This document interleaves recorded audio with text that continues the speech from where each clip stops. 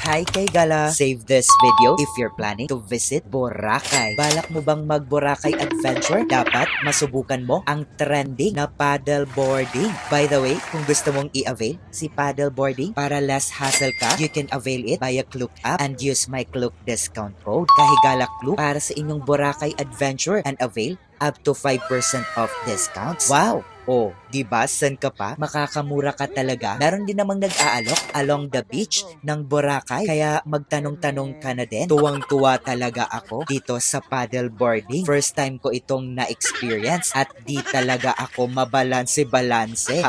Pero I highly recommend ang paddleboarding, yung malapit na mag-sunset para you get the best view and totally an IG-worthy adventure here in Boracay. Wag na muna sana tayong umuwi ka talaga. For me, one of my laugh trip moments here in Boracay. While waiting for the sunset, why not try this adventure and totally give you another next level moments while you are here in Boracay? 9 out of 10 for me, si paddleboarding ng Boracay, and probably recommended ko talaga ito at tsak gusto kong balikan para naman mabalanse ko na talaga. Ayan ha, tinatawag ka na ng dagat. Kay Gala, tara na, mag-Boracay. Uy, hanggang sa susunod nating Boracay adventure. Ingats and God bless. Ang layo na. Ready?